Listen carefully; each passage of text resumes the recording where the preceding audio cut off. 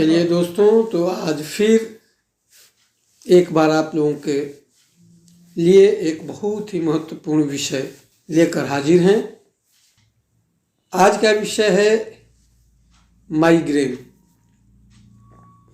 आज बताएंगे आप लोगों को माइग्रेन के बारे में और उसके उपचार के बारे में। होम्योपैथिक औषधियाँ कितनी कारगर हैं। तो सबसे पहले हम लोग माइग्रेन के बारे में जानें। माइग्रेन एक बहुत ही दारुण बीमारी है। ये बहुत ही कष्टदायक बीमारी है।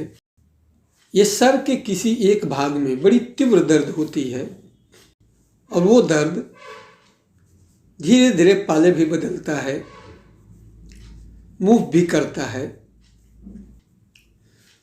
इसका ठीक कारण आज तक पता नहीं चल पाया है और आपको बताते चलें कि ये इतना दारुण क्यों है, इतना कष्टदायक क्यों है। क्योंकि ये न्यूरोलॉजिकल डिसऑर्डर के कारण होता है। हम सभी जानते हैं कि न्यूरो हमारे जो हैं वो डायरेक्ट मेडुला से जुड़े होते हैं और दर्द का संवाद डायरेक्टली वहाँ तक पहुँचता है, जिसके चलते माइग्रेन का दर्द बहुत ही कष्टदायक होता है, असह्य होता है। मैंने जैसा कि बताया कि इसका ठीक कारण अभी तक पता नहीं है। हाल के रिसर्चों से कुछ अमेरिकी वैज्ञानिक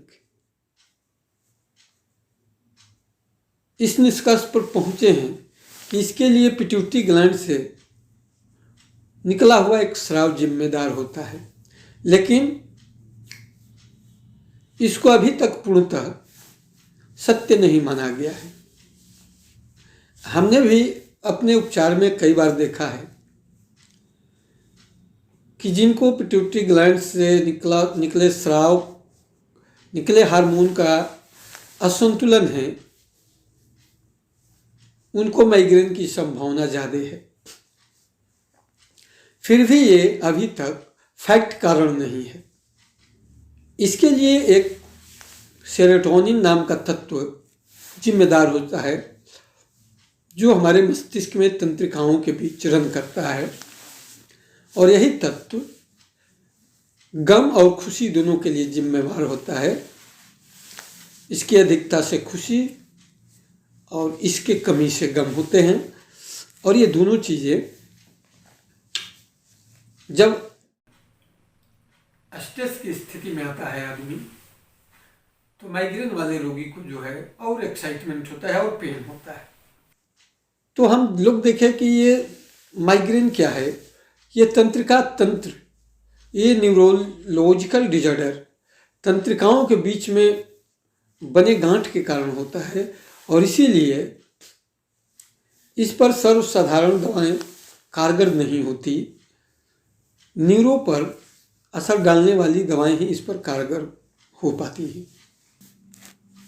होम्योपैथिक फिलॉसफी के हिसाब से, पुराने मत के हिसाब से यह शोरिक मियाज्म की बीमारी है, लेकिन नए रिसर्च से इस निष्कर्ष पर पहुंचा गया है कि ये सिफिलिटिक भी है, क्योंकि जहाँ भी डिसऑर्डर की बात आती है वहाँ सिफिलिटिक मियाज्म शुरू हो जाता है और यह एक न्यूरोलॉजिकल डिसऑर्डर की बीमारी है।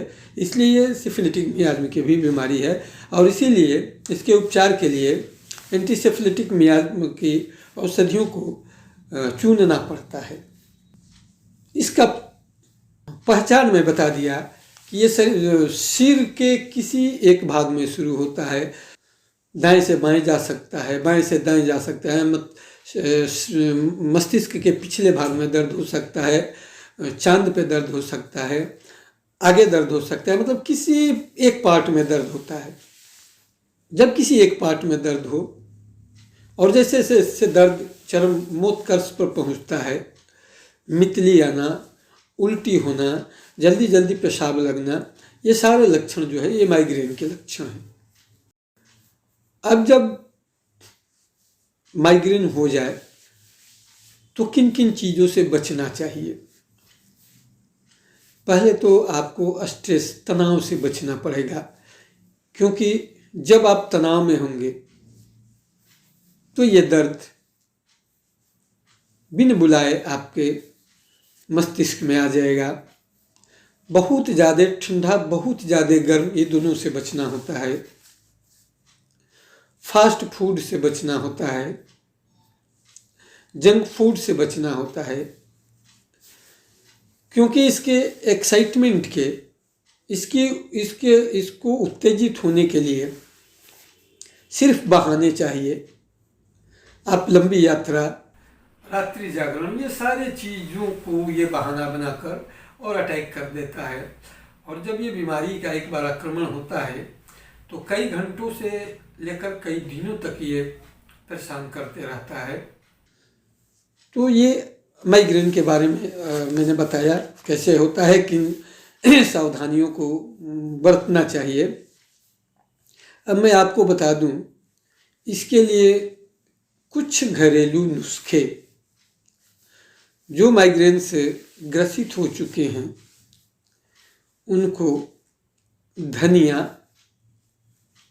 दालचीनी, सौंठ और तेज पत्ते, ये 4 चीज़ों का पाउडर बना देना चाहिए और उस पाउडर को बराबर बराबर मात्रा में मिलाकर और घर में रख लेना चाहिए। और सुबह 2 ग्राम के बराबर या छोटे चम्मच से आधे चम्मच के बराबर खाकर और पानी पीना चाहिए। इससे काफ़ी हद तक ये बीमारी काबू में रहती है। अब चूंकि मैं एक होम्योपैथिक चिकित्सक हूँ और इस लिहाज से होम्योपैथी के कुछ औषधियाँ बताना मैं अपना परम कर्तव्य समझता हूँ, और कुछ औषधियों का नाम मैं आप लोगों को बताऊंगा जो आपको काफ़ी सहूलियत पहुंचाएगी, मदद पहुंचाएगी, आपके कष्ट का निवारण करेगी। सबसे पहली औषधि है बेलाडोना। ये सिर में तेज दर्द दाहिने भाग में अगर होता है तो बेलाडोना और सैंगुइनिरिया नाम की दवा है। ये 30 पावर की दवा आप ले सकते हैं। दर्द तेज हो तो आधे आधे घंटे पर, और दर्द खत्म हो जाए तो सुबह, दोपहर, शाम। सिर के अगर बाएं भाग में दर्द हो तो आप अस्पाइजेलिया नाम की दवा ले सकते हैं, 30 पावर की दवा। इसको भी अगर दर्द तीव्र है तो आधे आधे घंटे पर, और दर्द तीव्र नहीं है तो 3 बार। इसके अलावा जब आपको मध्य रात्रि में दर्द शुरू हो जाता हो तो इसके लिए आप आर्सेनिक का उपयोग कर सकते हैं।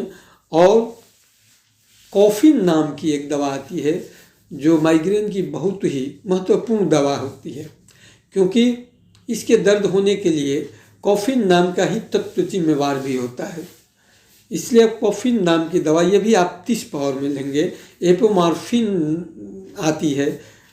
एपोमॉर्फिन जब दर्द हो तो 30 पावर की, दर्द ठीक हो जाए तो 200 पावर की एक दिन बीच लगा कर लेते रहने से यह आपकी बीमारी से पीछा छुड़ा सकती है। एक और भी दवा बहुत महत्वपूर्ण है, कोकेन। जो कोकेन नाम की दवा भी जब आपके माथे के अगले भाग में या बीच में दर्द हो तो ये भी दवा बड़ी कारगर है। और माथे के पिछले भाग से जब दर्द हो तो आपको जेलसेमियम और एसिड पिक्रेटा नाम की दवा बहुत प्रसिद्धि पाई है। इन दवाओं के प्रयोग से आप माइग्रेन पर काबू पा सकते हैं।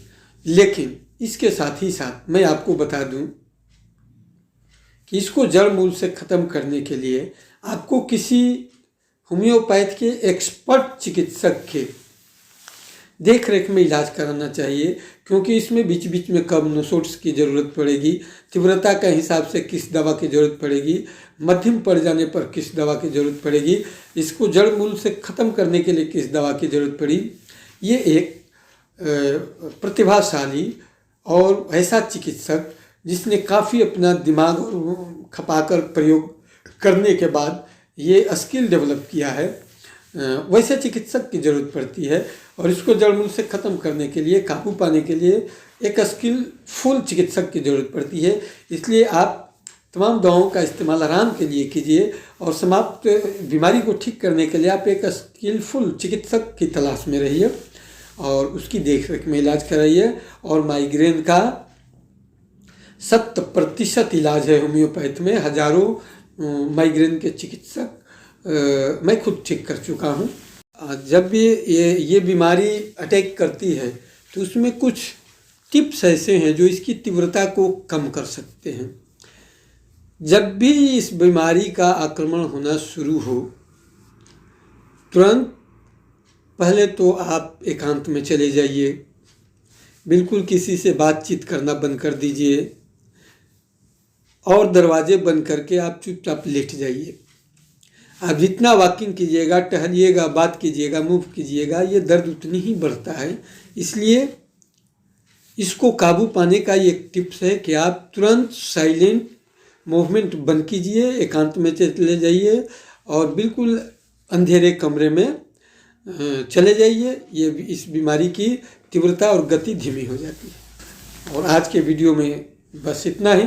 फिर हम मिलेंगे अगले वीडियो में नए विषय के साथ।